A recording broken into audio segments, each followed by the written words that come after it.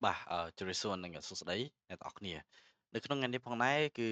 ខ្ញុំនឹងបង្ហាញគ្នាយើងតេតិនជាមួយទៅនឹងការរចនា UX UI ទៅលើ Figma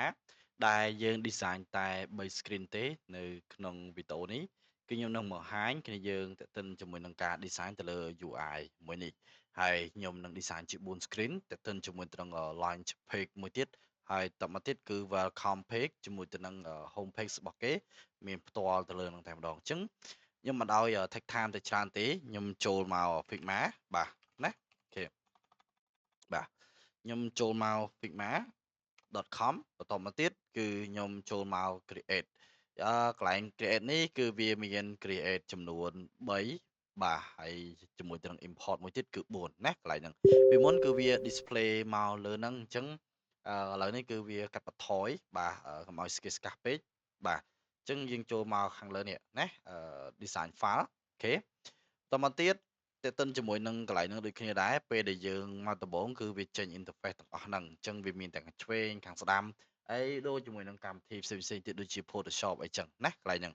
ឥឡូវនេះក៏វាបាន update ជាមួយនឹង tool ថ្មីមួយចំនួនដែរគឺនៅខាងក្រោមនេះណាទទិនជាមួយទៅនឹងMeet Your People ហ្នឹងបាទគឺវាមានផ្សេងៗអញ្ចឹងណាឃើញហើយវាមានមួយចំនួនបន្ថែមទៀតវា update ណាឡើងមកបន្ថែមពីលើហ្នឹងទៀតតោះណាបាទអញ្ចឹងនេះហើយ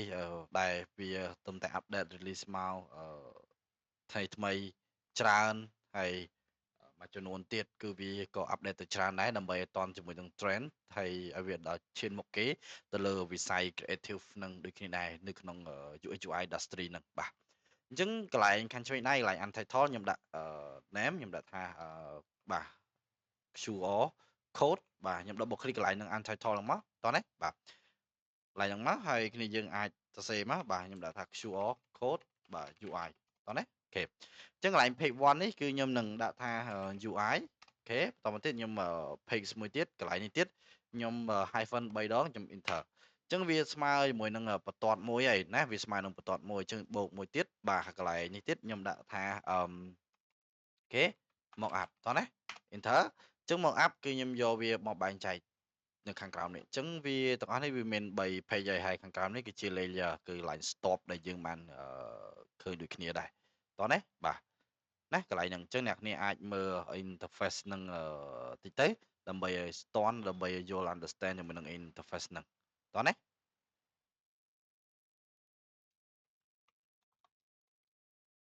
បាទ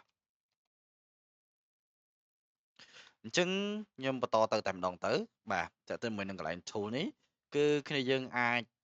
ណាចូលមកជាមួយនឹងtool ទី2គឺ frame tool នៅក្នុងទាំងអស់ហ្នឹងវាអត់ខូចពី Photoshop កម្មវិធី Illustrator អីទេបាទខ្ញុំបញ្យល់បន្តិចទន្ទឹមជាមួយទៅនឹងកន្លែងហ្នឹងណា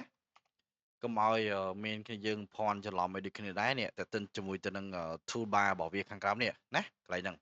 អញ្ចឹងគ្នាយើងអាចមើលមកទន្ទឹមមួយនឹង toolbar ខាងក្រោមហ្នឹងគឺកន្លែងនេះចំណុចសញ្ញាព្រួញនេះណាជាមួយសញ្ញាព្រួញហ្នឹងសញ្ញាព្រួញចុះក្រោមហ្នឹងគឺគេហៅថា hidden tool អ្វីដែលយើងឃើញនៅខាងលើនេះគេហៅថា default tool តោះណាគេហៅថា default tool អញ្ចឹងនៅក្នុង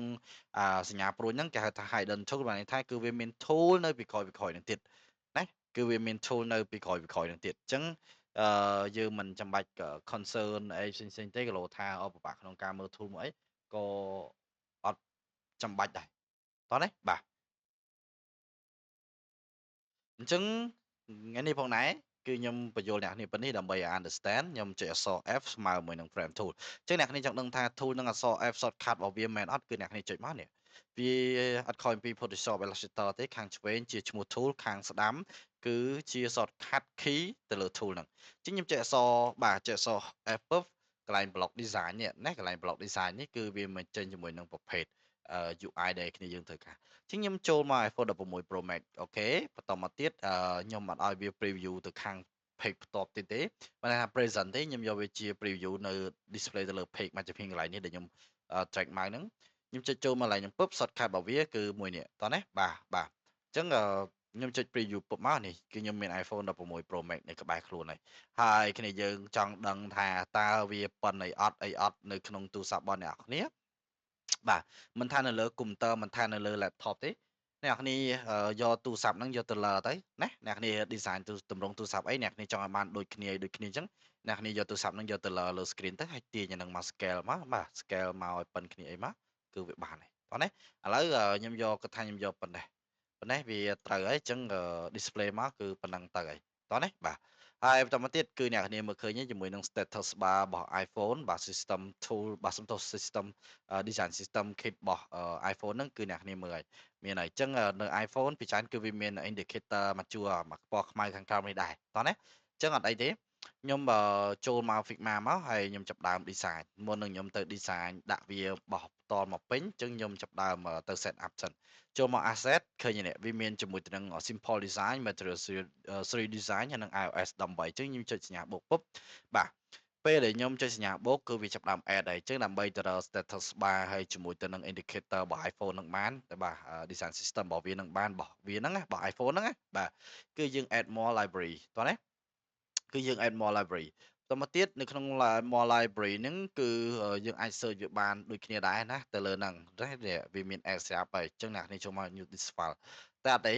ខ្ញុំចូលមកចូលទៅលើ iOS 18បាទ kits ហ្នឹងមកហើយខ្ញុំចាប់ដើម search ដោយសារខ្ញុំចាំបាទគឺ status bar តើណាអញ្ចឹងនេះវាមាន status bar វាមានទាំងសម្រាប់ iPad វាមានទាំងសម្រាប់ iPhone អញ្ចឹងយើងយក iPhone មកបាទ iPhone គឺពេលដែលយើងយកវាមកប្រើគឺយើងត្រូវមើលដូចគ្នាវាមានទៅតាមbackground ឬមួយក៏អត់ឬមួយក៏ auto light បាទទៅតាមហ្នឹងអញ្ចឹងយើងមើលមកណាអូខេខ្ញុំយកជាមួយនឹង background ទៅចាខ្ញុំបិទបើកទៅតាមក្រោយកុំឲ្យខាតពេលចុចinsert instant អញ្ចឹងពេលដែលខ្ញុំ insert instant ឃើញនេះអ្នកគ្នាឃើញជាមួយទៅនឹង status bar របស់វាមកហ៎បាទឃើញជាមួយនឹង status bar របស់វាមកជាមួយនឹង background អញ្ចឹងអ្នកគ្នាចង់បិទអត់មានបាក់ទេឆើទៅលើនឹងពឹបនេះកន្លែង block design អ្នកគ្នាបិទមួយ background ពឹបតោះណាបាទអញ្ចឹងបិទមកពឹបយកមកដាក់ជាមួយទៅនឹង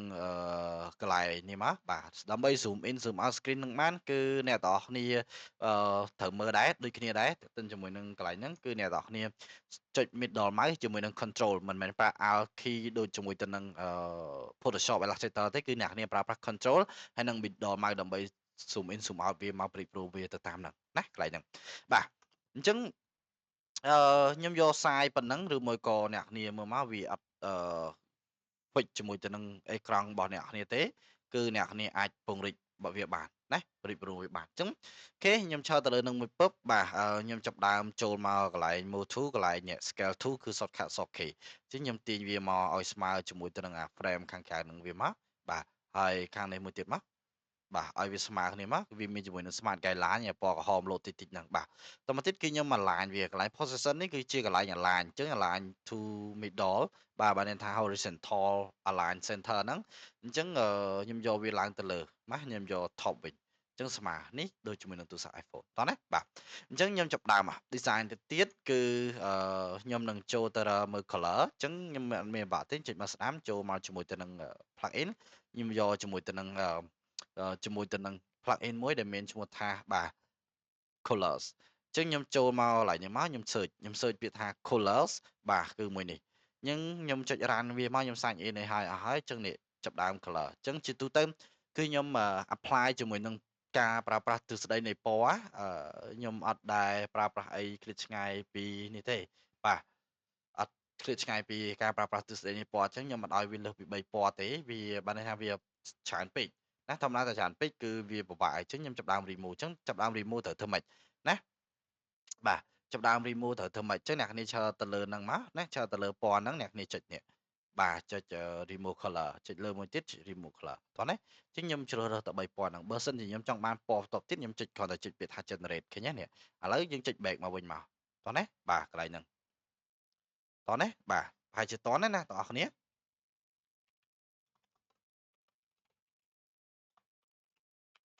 បាទអញ្ចឹងខ្ញុំបន្តទៅទៀតទេណាបាទកន្លែងហ្នឹងគឺអ្វីដែលសំខាន់គឺខ្ញុំនឹងយកវាពណ៌សមួយពណ៌ទៀតដែលវាមាននៅក្នុងហ្នឹងអញ្ចឹងខ្ញុំចុចមួយនេះមកបាទនេះគឺ sign in តែអត់អីទេបាទទៅលើហ្នឹង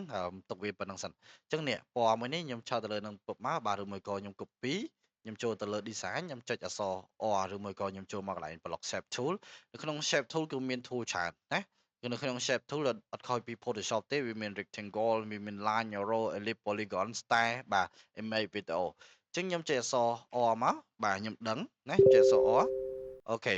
បាទអញ្ចឹងខ្ញុំអស់វាមកពេញមក design មកបើសិនជាខ្ញុំដឹង size ខ្ញុំបញ្ចូលតម្លៃលេខ width height របស់វានៅខាងស្ដាំដៃនេះកន្លែង layout នេះបាទ width height ទៅលើហ្នឹងអញ្ចឹងចេះអក្សរ I ក៏បានដែរចេះអក្សរ I យើងមកឆក់យកពណ៌នេះក៏បានដែរតែជាទូទៅវាអត់អាចឆក់បានទេណានៅក្នុងហ្នឹងអញ្ចឹងអ្វីដែលសំខាន់កូដមិញ copy ហើយនេះនៅក្នុង field នេះយើង pass វាមក enter តោះណាតែយើងចូលមក file វិញខាងឆ្វេងដៃនេះ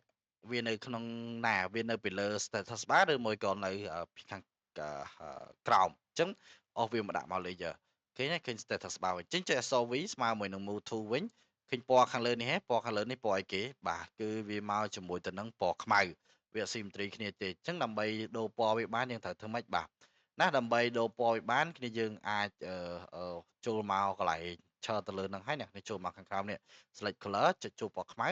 បាទ primary color គឺវាពណ៌បែបហ្នឹងអញ្ចឹងវាមានទៅតាមពណ៌ផ្សេងៗរបស់វាបន្ថែមទៀតណាទៅលើហ្នឹងអញ្ចឹងខ្ញុំយកពណ៌សមកបាទណាខ្ញុំយកពណ៌សអញ្ចឹងឥឡូវនេះគឺវាចេញជាមួយនឹងពណ៌សឥឡូវនេះរបស់ខ្ញុំគឺវាបានដំណើរការមកពេញហើយណាតោះនេះបាទចាក់ទិនជាមួយនឹងទម្រង់ទូរស័ព្ទណាកន្លែងហ្នឹងអញ្ចឹងអ្នកទាំងអស់គ្នាមើលមកឃើញហើយឥឡូវខ្ញុំចុច present មកម្ដងទៀតនេះអ្នកគ្នាមើលមកឃើញហើយបាទតមកខ្ញុំចុចមកស្ដាមចូលមក plug in ខ្ញុំយកជាមួយនឹង Iconify បាទជាមួយទៅនឹង launch pick គឺខ្ញុំនឹងយកវាមកមួយទៀតខ្ញុំអត់ចូលមក welcome to pro reader នោះទេបាទ Iconify ហើយខ្ញុំនឹង search ពាក្យថា QR តោះណាបាទអូខេតមកខ្ញុំនឹងយកមួយណាដែលវាមើលឃើញថាស្អាតសមរម្យយកមកដាក់ទៅសិនអញ្ចឹងខ្ញុំយកមួយនេះតោះណាខ្ញុំអស់វាមកដាក់មកពឹបមកទៅលើនឹងពឹបអញ្ចឹងតម្លៃជាទូទៅកុំអ្នកនេះកុំឲ្យវាសេះដល់ពេលដែលសេះទៅគឺវាមើលមកអត់ស្មើវាលើក្រោមដែលជា standard ជាទូទៅគឺ24បាទ32 48ណាវាមានទៅតាមលេខហ្នឹងអ្នកនេះអាច search មើលបានបន្ថែមបានទៅលើអ៊ីនធឺណិតណាគេខ្ញុំលុកជាមួយនឹង background របស់ខ្ញុំចោលសិនឈរទៅលើហ្នឹងខ្ញុំឈរខាងឆ្វេងដៃកន្លែង layer ចុចលុកសោខ្ញុំ select ទៅលើកលៀសមៅម្លែង icon នេះមកខ្ញុំបានថាខ្ញុំ link គ្នាខ្ញុំ lock aspect ratio របស់វាបាទខ្ញុំយកវា100មកទៅដោយសារវាជា logo ទេបាទអូខេអញ្ចឹងខ្ញុំ position ខ្ញុំ align to center ហើយចំអញ្ចឹង100អត់ពេញណា100អត់ពេញអញ្ចឹងខ្ញុំយកវា200ណាវាតូចពេកអញ្ចឹងខ្ញុំ align វាចង់ដោះអត់ទេបាទហើយទៅទៅនឹង color គឺខ្ញុំយកវាចេញជាពណ៌សហើយខាងក្រោមនេះវាមានពីរពណ៌ខ្ញុំយកវាចេញជាពណ៌នេះអញ្ចឹងនេះចេញជា logo មកមួយតោះណាបាទតមកទៀតអ្នកគ្នាចុចអក្សរ F ក៏បានយើងប្រើប្រាស់ទម្រង់ iPhone អីយើងប្រើប្រាស់ទម្រង់ iPhone នឹងដដែលតែបើសិនជាអត់ចង់ទេអ្នកគ្នាចុចសញ្ញាបូកនេះមកមួយទៀតមកដើម្បី copy មកក៏បានដែរឬមួយក៏អ្នកគ្នា Control Z មកចុចអក្សរ F នេះ16 Pro Max មកឡើងមកលើនឹងដូចគ្នាតោះណាកន្លងខ្លាចថាវាអត់ស្មើឈរទៅលើនឹងពឹបឬមួយក៏ឈរទៅលើ Motu ណាឈរលើ Motu នេះអ្នកគ្នាមើលមកកន្លែងហ្នឹងក៏យើងអាចចុចមកស្ដាំបាទសុំទោសចុច Ctrl C Ctrl V មកក៏បានដែរតោះណាអញ្ចឹងខ្ញុំចាប់ដើមលុបវាចោលបាទលុបវាចោលហើយ background នេះគឺខ្ញុំ unlock វាចោលទៀតដូចគ្នាបាទហើយខ្ញុំនឹងទៅរកពណ៌ណាមុននឹងដែលមានទៅលើពណ៌បាទខ្ញុំចូលបាទខ្ញុំបាន copy code color ទាំង3នឹងទុកទេអញ្ចឹងចូលមកស្ដាមចូលមកជាមួយទៅនឹង plugin ខ្ញុំចូលមក colors អញ្ចឹងខ្ញុំចាប់ដើម generator មើលពណ៌ប្រហាក់ប្រហែលមុននឹងមិញថាតើនៅណាអញ្ចឹងបានខ្ញុំប្រាប់ថាយើងធ្វើឲ្យយើងព្រៀងទុកមុនទៅហើយណាយើងព្រៀងទុកមុនទៅហើយដើម្បីមានភាពងាយស្រួលអញ្ចឹងអត់មានបាក់ទេ UI នេះគឺខ្ញុំ design មក flat ទេណាខ្ញុំ design មក flat ទេអញ្ចឹងនេះខ្ញុំមានពណ៌នេះមួយទៀតហើយពណ៌នេះគឺខ្ញុំនឹងដូរកូដវាបាទខ្ញុំនឹងយកវាមកពណ៌សអូខេខ្ញុំនឹងយកវាមកពណ៌សណាអូខេហើយបន្តមកទៀតកូដនេះបាទខ្ញុំនឹងremove ចោលអូខេខ្ញុំនឹង remove ចោលបាទហើយមួយនេះទៀតគឺខ្ញុំនឹងបាទខ្ញុំនឹង remove ចោលហើយខ្ញុំយកតែ2000នេះទៀតទេអញ្ចឹងពណ៌សខ្ញុំចាំ app ហើយអញ្ចឹងខ្ញុំ copy កូដមួយនេះណាចឹងខ្ញុំយកមកពណ៌សមក background ហើយចំពោះ status bar គឺខ្ញុំនឹងដូរចេញពី primary color ខ្ញុំឡើងទៅយកពណ៌ខ្មៅ default របស់វាវិញណានេះពណ៌ខ្មៅអញ្ចឹង default របស់វាគឺវាអត់មានតែពណ៌ដែលយើងមុននឹងដែលយើងមាន cell វាទេអញ្ចឹងជា primary color នេះគឺខ្ញុំយក black មកណាខ្ញុំយក black អញ្ចឹងខ្ញុំឈរ select ទៅលើនឹងវាប៉ក់មកឈរទៅលើនឹងពឹបខ្ញុំអស់ចុះមកក្រោមអស់បាទនេះblack តោះណាបាទ ចឹងវាមានហើយ background គឺខ្ញុំទុកវានៅដដែលខ្ញុំលុបវាសោវាខ្ញុំចូលទៅមើលរបស់ខ្ញុំចឹងនេះខ្ញុំមានជាមួយនឹង QR ហើយខ្ញុំ complete ខ្ញុំទៅរក indicator មកមួយទៀតបាទខ្ញុំមិនដឹងថា iPhone 16មកទេតែខ្ញុំដាក់វាស្គាល់ហើយទៅណា indicator អញ្ចឹងខ្ញុំ search មកហើយណាបាទអូខេចឹង indicator វាមិនមែន process indicator ទេគឺ home indicator ចឹងខ្ញុំ instant វាមកតាក់ទិនមួយនឹង home screen គឺខ្ញុំមកដាក់ទេខ្ញុំដាក់តែជាមួយនឹងwelcome screen ចូលមកនេះពឹបអញ្ចឹងមួយនេះខ្ញុំឈរទៅលើនឹងពឹបបាទហើយខ្ញុំចូលវា align វាមកក្រោមមកអស់ហើយតមកទៀតបាទចុចមកស្ដាមចូលមកជាមួយនឹង plugin ខ្ញុំយកជាមួយនឹង Iconify ទៀតដូចគ្នា QR វានៅដដែលអញ្ចឹងខ្ញុំនឹងទៅរកមើល QR ណាមួយដើម្បី scan ពេលដែលវាចេញមកដំបូងណាចេញមកដំបូងអញ្ចឹងខ្ញុំយកអាចាស់មកដូចគ្នាដដែលខ្ញុំ pass វានៅលើកន្លែងហ្នឹងបាទហើយខាងក្រោយនេះគឺពណ៌ហ្នឹងខ្ញុំទុកវានៅពណ៌ហ្នឹងដដែលទេវាស៊ីមួយគ្នានឹងពណ៌សជាងខ្ញុំខិតវាឡើងទៅលើតមកខ្ញុំចាប់ដើមហើយចុចអក្សរ T ស្មើមួយនឹង tick tool ខ្ញុំចាប់ដើមសរសេរជាមួយនឹង welcome បាទ to app បាទ scan បាទអស់បាទលុយតោះណាបាទអញ្ចឹង app scan អស់លុយនេះគឺខ្ញុំនឹងដូរ font វាខ្ញុំឈរទៅលើនឹងពឹបខ្ញុំ align វាចុងម្ដងខ្ញុំដូរ font ពី enter ខ្ញុំមកប្រើប្រាស់ font ជាមួយទៅនឹងឈ្មោះថាបាទ Roboto តោះណាបាទឬមួយក៏ខ្ញុំប្រើជា font ខ្មែរតែមួយមកទៅណាខ្ញុំប្រើប្រាស់ជាមួយទៅនឹងកន្ទុំរុយ Pro តោះណាហើយខ្ញុំនឹងយកវាចេញជា bold មកដាក់កន្លែងហ្នឹងបាទដាក់កន្លែងហ្នឹងអញ្ចឹងខ្ញុំនឹងប្រើប្រាស់ Chat GPT បាទខ្ញុំចូលមក Chat GPT ខ្ញុំនឹងឲ្យChat GPT វាធ្វើការមួយដើម្បី description about នេះកន្លែងនេះអញ្ចឹងខ្ញុំនឹងឲ្យវាសរសេរបាទធ្វើការឲ្យខ្ញុំបន្តិចដើម្បីខ្ញុំ copy មកខ្ញុំខ្ជិលសរសេរអញ្ចឹង please បាទhelp me to បាទ describe ណា describe បាទ about my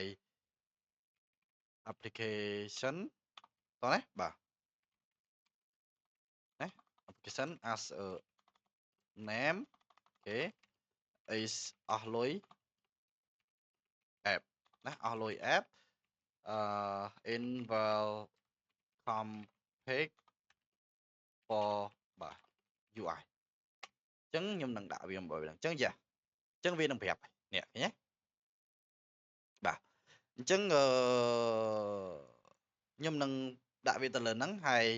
ខ្ញុំនឹង design អូខេខ្ញុំអត់ឲ្យវាមក detail ចឹងពេកទេខ្ញុំនឹងយកវាតែប៉ុណ្ណេះមកតោះណាបាទអញ្ចឹងនេះវាបានប្រាប់យើងដែរហើយខ្ញុំ control V នៅខាងក្រោមហ្នឹងហើយតែអត់ទេខ្ញុំចាប់ដើមធ្វើការទៅលើ node page ឲ្យសិនណាអញ្ចឹងនេះអូខេវា load មកអញ្ចឹងខ្ញុំចាប់ដើមខ្ញុំ pass វាចូលហើយខ្ញុំនឹងឲ្យវាបាទ break line មួយនេះបាទអូខេតមកwith secure ខ្ញុំកន្លែងនេះបាទមួយនេះទៀតហើយខ្ញុំយកឲ្យវាយកធំនេះទៀតហើយអស់លុយបាទបាទអញ្ចឹងតមកខ្ញុំ copy ពេលដែលខ្ញុំ copy ខ្ញុំចុចអក្សរ T ខ្ញុំ pass វាបាទខាងលើនេះគឺខ្ញុំនឹងខាត់វាវិញហើយខ្ញុំនឹងទុកវានៅកន្លែងហ្នឹងតែខ្ញុំនឹង pass វានៅខាងលើនេះតោះណាបាទអូខេវាមានជាមួយវារបស់វាកន្លែងហ្នឹងអញ្ចឹងអត់ឲ្យ make it noise make too much ពេកទេទៅលើកន្លែងហ្នឹងវាធ្វើឲ្យធុញទ្រាន់ទៅដល់ការមើលបាទសាមញ៉ាំភ្នែកអូខេធ្វើម៉េចឲ្យវា interesting ទៅលើហ្នឹងតោះតមកខ្ញុំសេរីតិចបាទគម្លាតរបស់វាខ្ញុំនឹងយកគម្លាតវារៀងខ្លីមកប៉ុណ្ណេះមកបាទតមកទៀតខ្ញុំនឹងយកវាដូរចេញពីបូលខ្ញុំយកវាជា line វិញណាកន្លែងហ្នឹងបាទអូខេមើលមកតោះណាបាទចឹងខ្ញុំអាឡាញវាចំកណ្ដាលហើយ app អស់លុយនេះគឺខ្ញុំមិននឹង align វាចំកណ្ដាលនេះគឺខ្ញុំឲ្យចំកណ្ដាលដូចគ្នាតោះណាអញ្ចឹងចាប់ដើមខ្ញុំ design វានេះប្រាប់យើងជាមួយនឹង get start អញ្ចឹងខ្ញុំនឹងចាប់ដើម design BTN បាទប៊ូតុងជាទូទៅស្តង់ដារដែលខ្ញុំប្រើខ្ញុំយកវាបាទហើយខ្ញុំយក70បាទណា70ហើយខាងនេះហើយនឹងខាងនេះកម្រិតវា width high នឹងទៅឆ្វេងស្ដាំហ្នឹងខ្ញុំយកវាមកពេញចេះណា ខ្ញុំយកវាមកពេញចឹងសិនទៅហើយខ្ញុំនឹងចែកវាតោះណាខ្ញុំនឹងចែកវាសួរថាខ្ញុំចែកមិនបាទមកខាង20មកខាង20អ្នកគ្នានឹងសល់ប្រហែល400អញ្ចឹងឥឡូវខ្ញុំដាក់ថា400បាទអញ្ចឹងខ្ញុំបន្លាញចង់បណ្ដាតោះណាហើយបន្តមកទៀតបាទតេតិនជាមួយនឹងcolor ខ្ញុំមិញអត់បាន copy ទៀតអីផ្លេចអត់អីទេក៏អត់មានច្បាស់ចុះសអាយខ្ញុំឆក់លេងនេះតោះណាតមកវាមើលមកជ្រុងវាមើលមកអត់ modern UI ទេថាតើយើងត្រូវធ្វើម៉េចទៀតបាទដើម្បីឲ្យវា better អញ្ចឹងខ្ញុំឈរទៅលើនឹងពឹបខ្ញុំនេះកន្លែងតេតិនជាមួយទៅនឹង appearance កន្លែង corner radius នេះគឺខ្ញុំប្រើប្រាស់ជាទូទៅខ្ញុំយក20តោះណាបាទហើយពាក្យ line មិញហ្នឹងគេដាក់អីគេ get start អញ្ចឹងខ្ញុំទៅសេតាមដូចគេមក get start តោះណាចុច escape យកវាមកដាក់ពុបអញ្ចឹងអានេះវាតូចពេក18ជាទូទៅ522ណា522ហើយកន្លង color នេះគឺខ្ញុំយកវាពណ៌សហើយខ្ញុំ select វាទាំងពីរមកមួយគ្នាមកបាទខ្ញុំalign ឲ្យវាស្មើគ្នាខ្ញុំ control G ស្មើមួយនឹងគ្រប់អញ្ចឹងអស់លុយ app របស់ខ្ញុំគឺខ្ញុំបាន create ហើយហើយណាគឺខ្ញុំបាន create ហើយហើយតើតិនជាមួយនឹងកន្លែងហ្នឹង welcome page launch page welcome to អស់លុយ app ហ្នឹងបាទណាទៅលើហ្នឹងហើយបន្តមកទៀតយើងចាប់ដើម scan QR កន្លែងនេះបាទរងចាំវីដេអូ part 2គឺខ្ញុំនឹងបង្ហាញគឺយើងបន្ថែមទៀតទៅលើ part 2ជួបគ្នានៅវីដេអូក្រោយ